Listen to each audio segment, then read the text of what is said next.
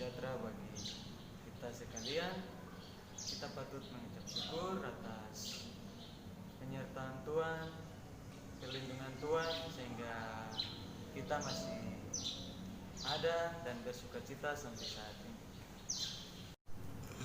Pembacaan Alkitab yang akan kita bacakan sekaligus kita renungkan pada kesempatan ini terdapat dalam Yosua 1 ayat 1 hingga ayatnya yang ke-8. Yosua 1 ayat 1 hingga ayatnya yang ke-8.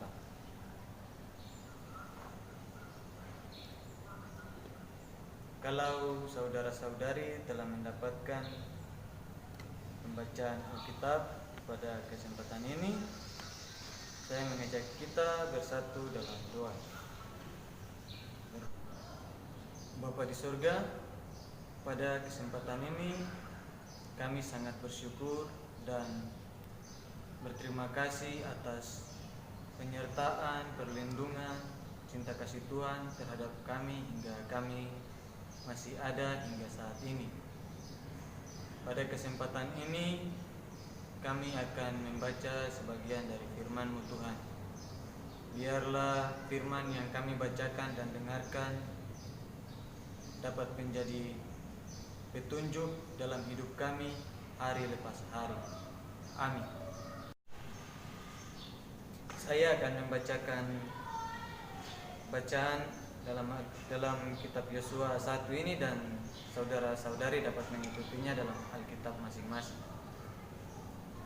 Yosua pasal 1 ayat yang pertama hingga ayatnya yang ke-8 dengan judul atau perikop Perintah Tuhan kepada Yosua untuk merebut tanah Kanaan. Sesudah Musa hamba Tuhan itu mati, berfirmanlah Tuhan kepada Yosua bin Nun, abdi Musa itu demikian, hambaku Musa telah mati. Sebab itu bersiaplah sekarang, seberangilah lautan Yordan ini, engkau dan seluruh bangsa ini menuju negeri yang akan kuberikan kepada mereka, kepada orang Israel itu. Setiap tempat yang akan diinjak oleh telapak kakimu kuberikan kepada kamu, seperti yang telah kujanjikan kepada Musa. Dari padang gurun dan gunung Lebanon yang di sebelah sana itu, sampai sungai besar, yakni sungai Efrat, seluruh tanah orang Het, sampai ke laut besar di sebelah matahari terbenam, semuanya itu akan menjadi daerahmu. Seorang pun tidak akan dapat bertahan menghadapi engkau seumur hidupmu, seperti aku menyertai Musa. Demikianlah aku akan menyertai engkau. Aku tidak akan membiarkan engkau dan tidak akan meninggalkan engkau. Kuatkan dan teguhkanlah hatimu, sebab engkaulah yang akan memimpin bangsa ini memiliki tanah negeri yang kujanjikan dengan bersumpah kepada nenek moyang mereka untuk memberikan kepada mereka. Hanya kuatkan dan teguhkanlah hatimu dengan sungguh-sungguh. Bertindaklah hati-hati sesuai dengan seluruh hukum yang telah kuperintahkan kepadamu oleh hambaku Musa. Janganlah menyimpang ke kanan atau ke kiri, supaya engkau beruntung kemanapun engkau pergi. Janganlah engkau lupa memperkatakan kitab Taurat ini, tetapi renungkanlah itu siang dan malam, supaya engkau bertindak hati-hati sesuai dengan segala yang tertulis di dalamnya. Sebab dengan demikian perjalananmu akan berhasil dan engkau akan beruntung. Demikian jauh pembacaan firman Tuhan ya. Dalam kesempatan ini, tema yang saya angkat dalam pembacaan ini adalah kuatkanlah dan teguhkanlah hati. Siapakah Yosua ini? Nama Yosua muncul pertama kali di dalam Keluaran 17 ayat 8 sampai ayat yang ke-16. Dia adalah seorang jenderal yang memimpin tentara Israel dalam peperangan melawan orang Amalek. Yosua juga adalah abdi Musa atau asisten Musa. Itu sedikit dari latar belakang Yosua. Dan dalam pasal Yosua pasal 1 ayat 1 sampai 8 ini Tuhan berbicara Yosua sebanyak 4 kali. Kuatkanlah dan teguhkanlah hatimu.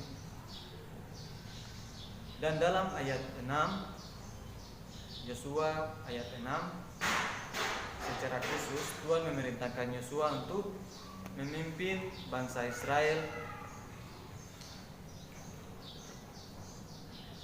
Dikatakan sebab engkau yang akan memimpin bangsa ini. Inilah yang membuat Yosua sangat ketakutan dan tertekan juga. Karena tugas yang diemban oleh Yosua bukanlah tugas yang mudah. Secara manusia, Yosua tidak akan sanggup dan tidak mampu melakukannya.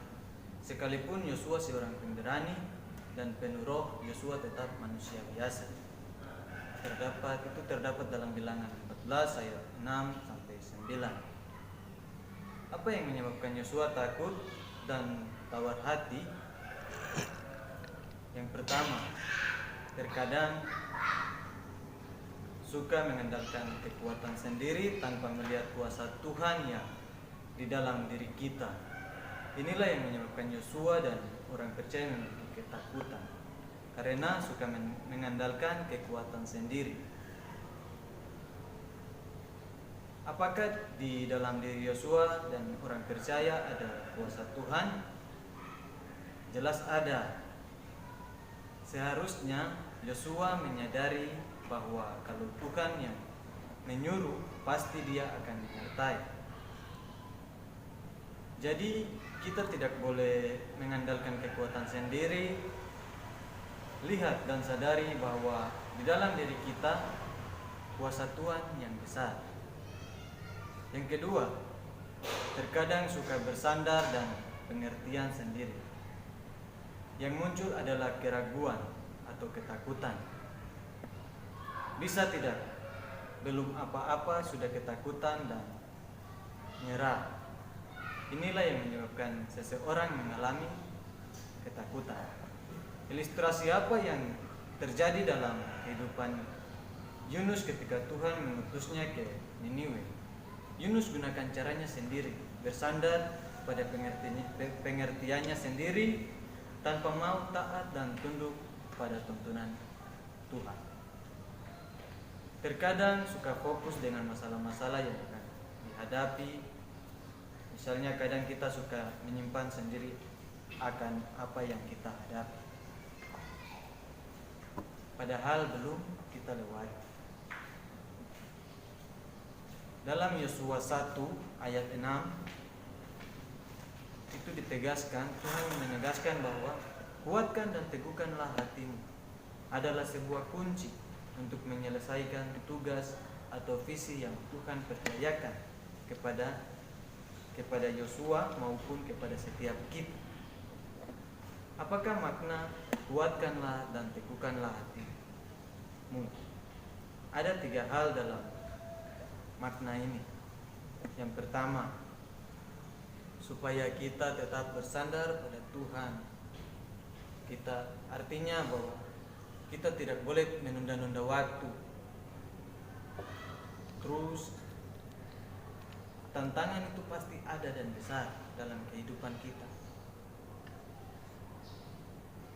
Dan yang perlu kita lakukan adalah hanya bersandar kepada Tuhan kita Yesus Kristus, agar semuanya dapat berjalan, masalah yang kita hadapi dapat berjalan dengan baik dan kita dapat melewatinya.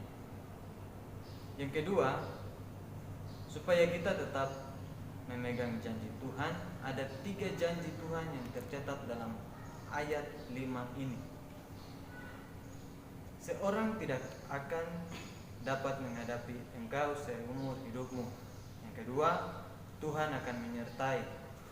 Yang ketiga, Tuhan tidak akan membiarkan dan meninggalkan.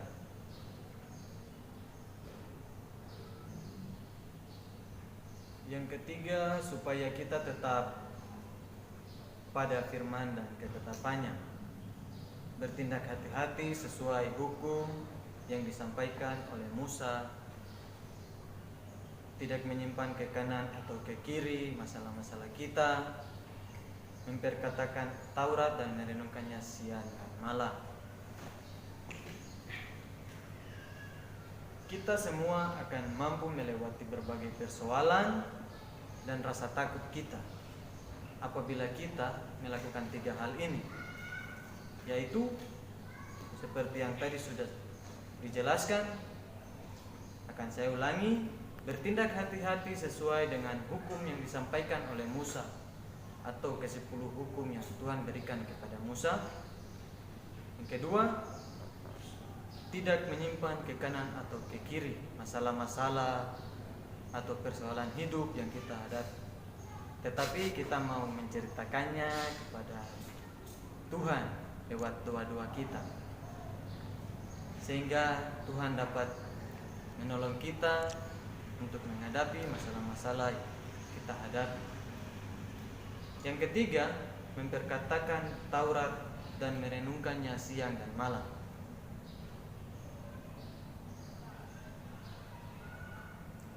Inilah pesan yang, atau ketiga hal inilah menjadi pesan untuk setiap kita dalam kehidupan kita hari lepas hari, agar kita tetap berpegang pada janji Tuhan dan taat pada firman dan ketetapannya. Amin. Kita akan mengakhiri pembacaan sekaligus renungan kita di hari ini. Untuk itu saya mengajak kita bersatu dalam doa. Mari kita berdoa. Bapa di surga, kembali kami menyebut nama-Mu yang kudus. Bapa, kami telah selesai membaca dan merenungkan firman-Mu di hari ini. Kiranya firman yang kami baca di hari ini dapat menjadi pesan, kesan, dan dapat menjadi kekuatan bagi hidup kami ke depannya dan untuk selamanya. Karena firman Kamu hidup bagi tiap-tiap kami. Inilah doa dan permohonan kami. Kami telah selesai